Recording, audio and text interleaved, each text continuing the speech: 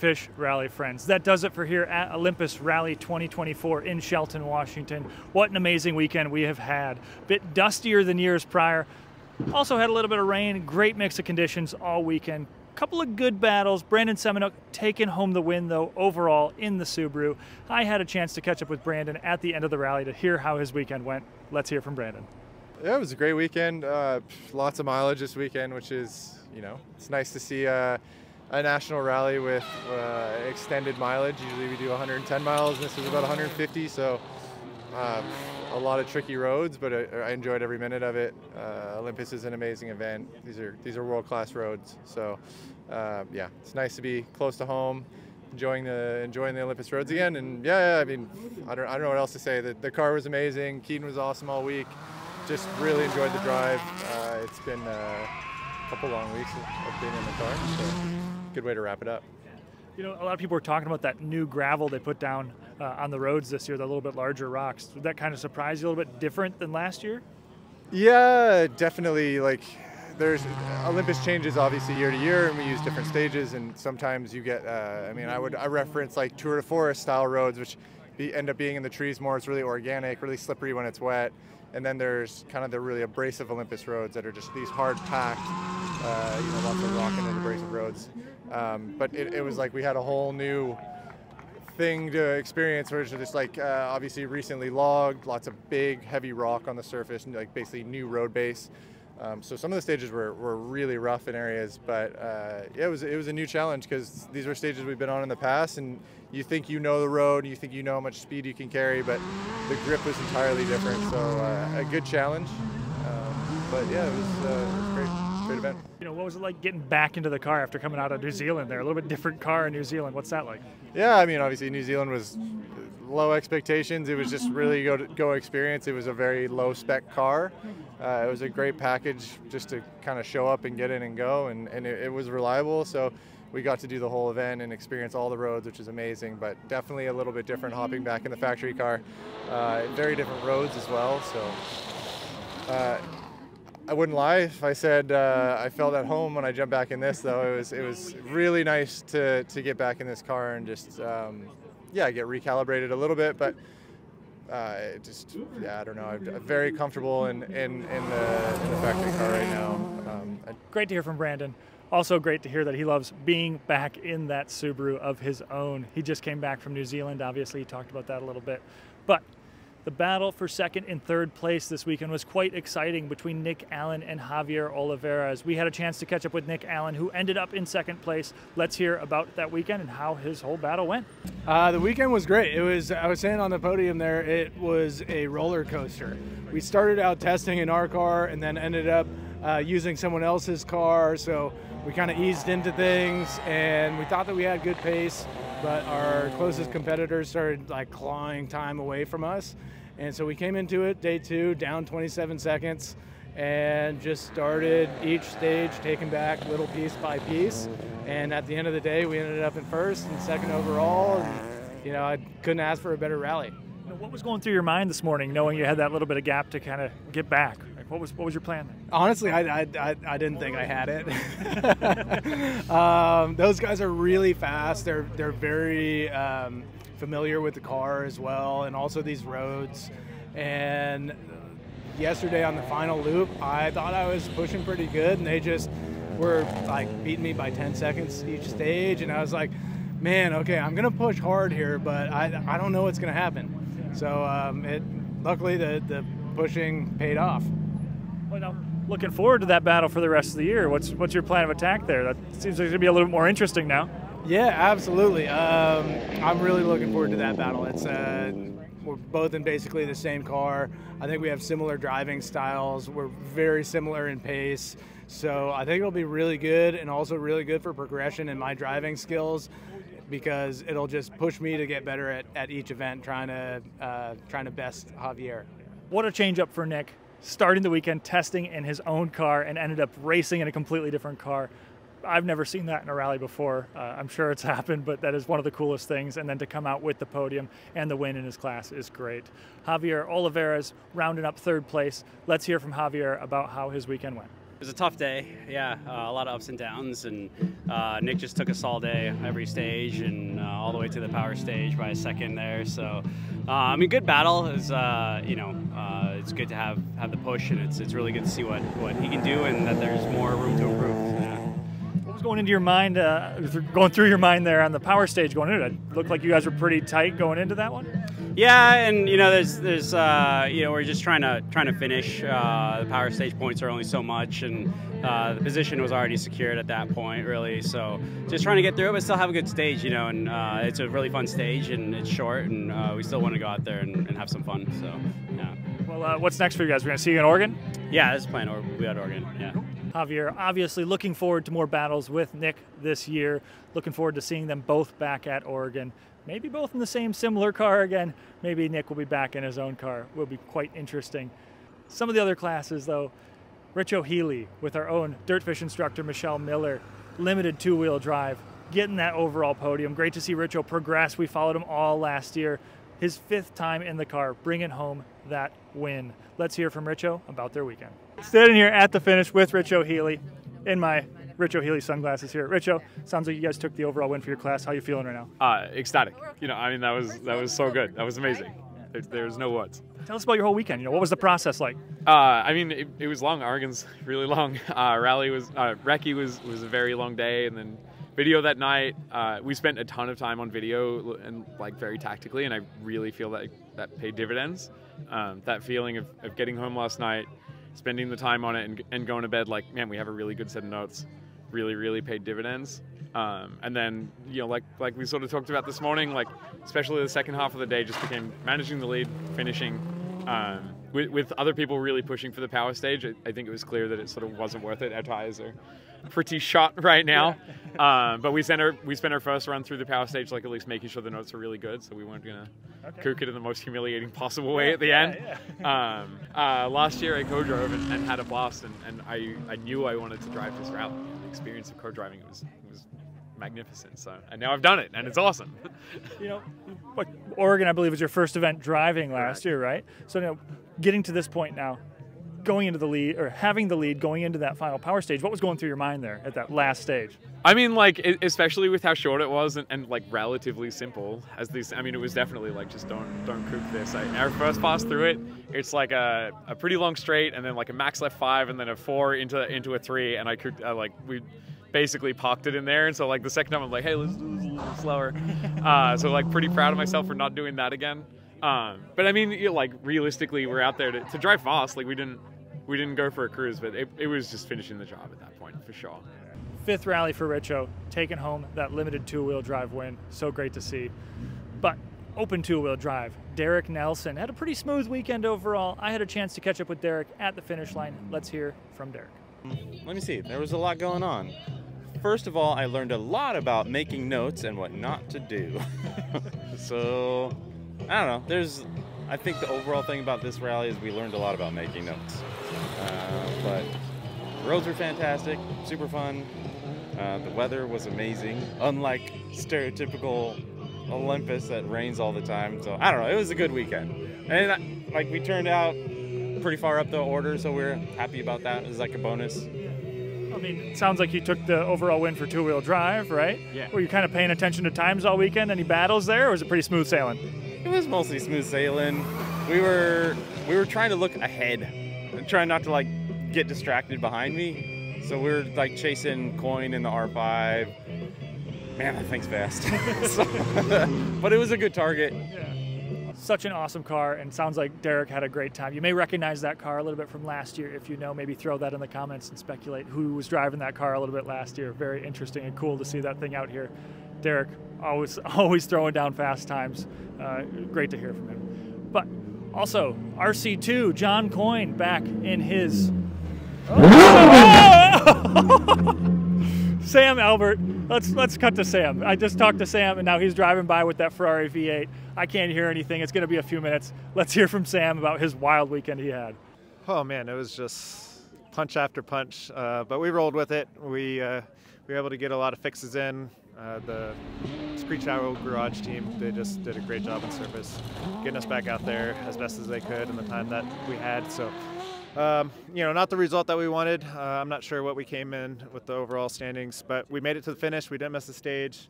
3 flats, a broken wheel, broken caliper, broken rotor, all kinds of just things thrown at us that just, you know, is kind of what Olympus is made of. So the redeeming fact, I believe we got second on the power stage, so stoked on that to finish on a high note. So I'll just kind of concentrate on that to remember the weekend by. But we had a lot of fun where we could. It was great to have the car back to a good shape this, you know, kind of afternoon. Aside from that Wildcat flat on the second running, the rest of the day was really, really good, and we were able to put the car at pace. So felt good. We got a lot of learning. We got a lot of stuff to do to get ready for Oregon Trail. I think those stages obviously fit this car a lot better. So I'm looking forward to bringing a little bit more heat, putting some good times down, and seeing really what this car is made of on a, you know, ARA national event. What a weekend for Sam. So many battles and challenges with those brakes. You know, we had the chance to catch up with him at the end of stage 6 and see that whole process unfold following along with that brake caliper. Great the team was able to get the car back together and get him back out there and finishing second place on the power stage. What a way to end the weekend for Sam. Again, going back to RC2, John Coyne, fresh off of 100 Acre Wood. John had a little bit more experience now with a new co-driver after having a little tuition that last rally at 100 Acre Wood. Let's hear about that from John. Standing here with John Coyne at the finish. John, looks like you took the win for RC2. Tell us about your weekend. Fabulous weekend. I mean, the stages here are really, really good, and we had lots of them. So, yeah, that was a treat. And I was doing a bit of work this weekend to try and implement some of the coaching I had at 100 Acre Wood from Josh, and it seems to have worked pretty well. All about staying in the line, and gonna have to compliment Ari sitting in at short notice and doing a really sterling job on the notes, and all came together. We got better as the weekend went on and finished up with 3rd on the power stage both times. Nice, so okay. It was all right. Yeah, picking up the pace there a little bit on the power stage. Were you finding yourself pushing yourself or just getting more comfortable? There was a little bit of push, but it was all quite comfortable. And the target was to try and get under 3 seconds a kilometre to Brandon, and we managed that on the power stage. Nice. So happy with that going home. Good. Looking forward to seeing John back at Oregon. Always great to see him out there. Andy Diderossi, another Michigan Rally driver, fellow Michigan Rally driver in NA 4-wheel drive, bringing home the win. Let's hear from Andy about his weekend.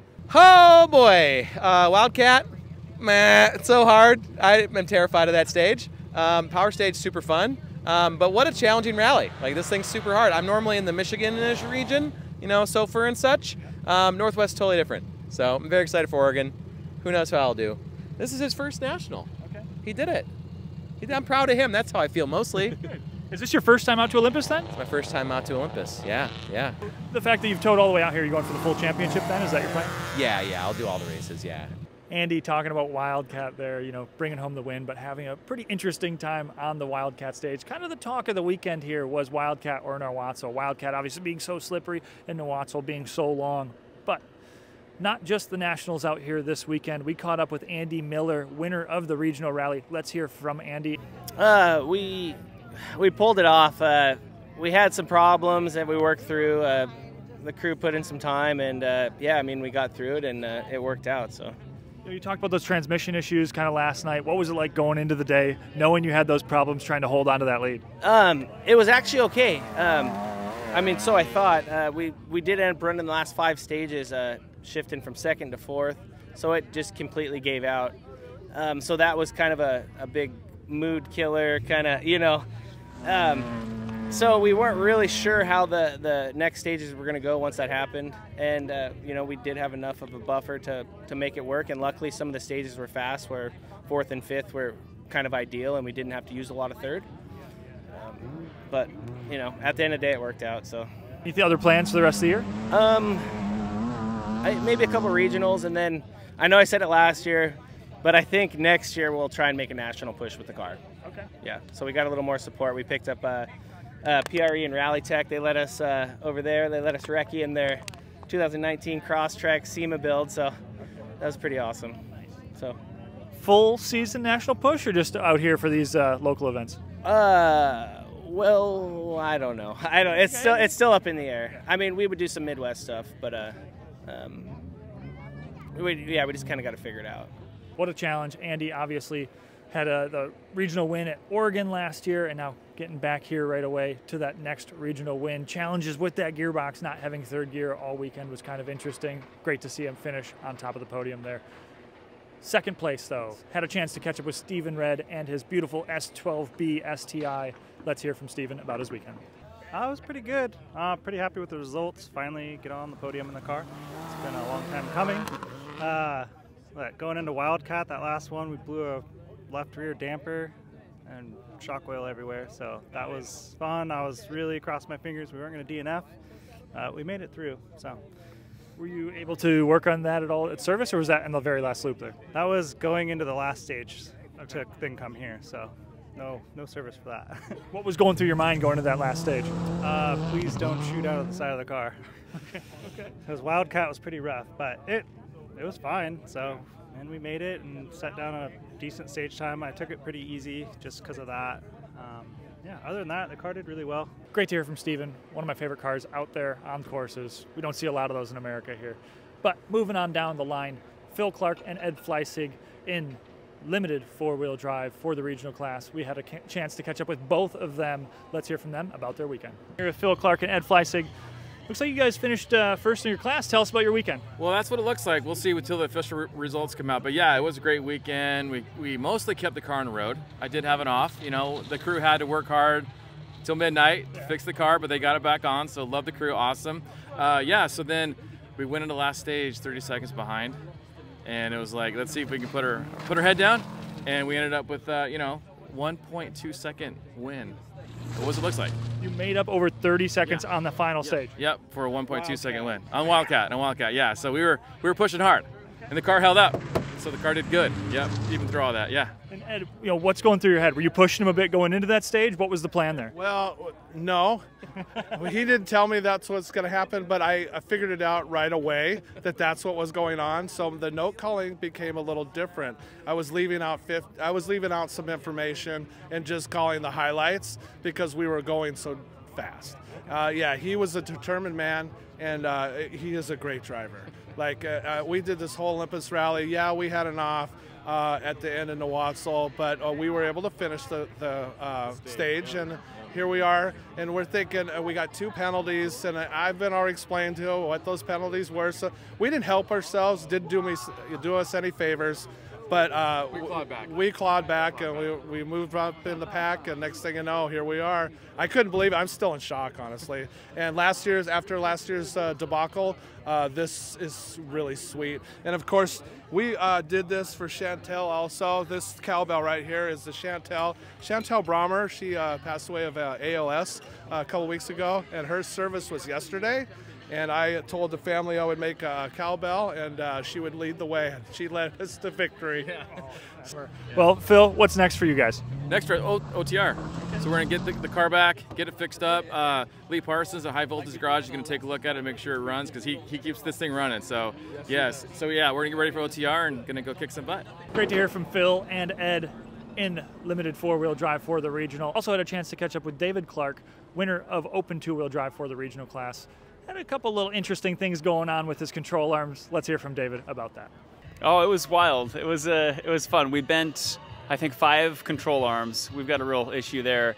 Yeah, it's just been an adventure. When we've been able to run strong, we've been able to put the power down and go well. But it's been like at times it'll be like, all right, if the more we push, the more they just kind of keep bending back. So it's got to calculate like how much time we have. And then we had a service where we went to change one of them and couldn't get the skid plate off and stripped it and had to drill it out. It was that little half-hour service. So we spent most of the half hour getting the skid plate off.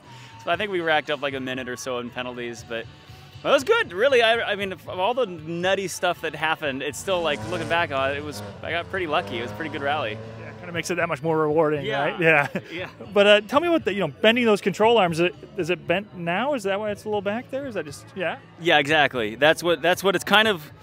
That's its final form. That's its final evolution. And both sides of the car look like that. It's not because I'm turned towards you. The other tire points out the other direction. Okay. So it makes for great turn-in. You get really good like initial turn-in.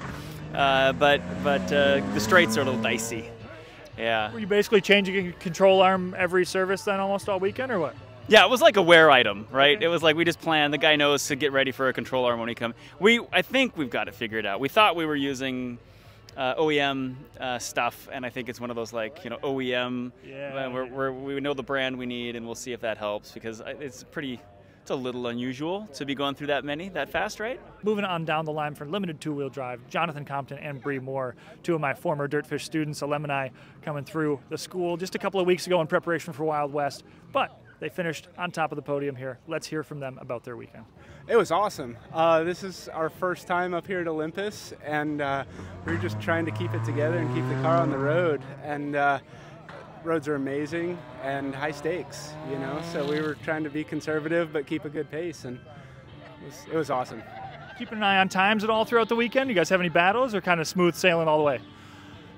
I try not to look at anything until the end of the day, but we were really tight with a limited two-wheel drive national guy, Rico, I think. Okay. And it was fun to watch him, and he was right behind us in the queue, so we were kind of keeping eyes on him and competing for fun, I guess. It's nice to have some competition when he's not in our class, actually. Yeah. No, it's great to see you guys back out here. I know I just worked with both of them at the school recently, so before Wild West, it was Wild West, right? Yeah. How'd Wild West go for you guys? Okay, not great. Okay. We started really conservative. It was our first time in the rain. We're usually used to racing desert sort of climates. Yeah. So not as good a showing, but still a lot of fun, and we finished, so it was fantastic. And Bree, what about from your perspective? How was the weekend? Weekend was awesome. I think that we got all warmed up at Wild West. I'd be a little bit more complimentary. I think we were right back at it for this race, and it was a marathon, so it was good to kind of find our flow and just have a lot of fun out there. And what's next for you guys? When are we going to see you guys back out? Probably Colorado. Okay. That's what we're hoping for. Well, thank you again for catching up with us, and congratulations. Yeah, thanks so much. Great to talk to you. We are wrapping up here. The rally is done. 150 stage miles, 16 stages down that 22.9 mile Nawatzel stage, one of the longest stages in the series. Hopefully we're going to see a lot more long stages like that in the future, as well as longer rallies. Everyone's kind of clearing out here at the Sanderson Airfield in Shelton, Washington. Stay tuned. We are heading to Oregon Trail Rally in just a couple weeks' time. Stay tuned. Dirtfish.com.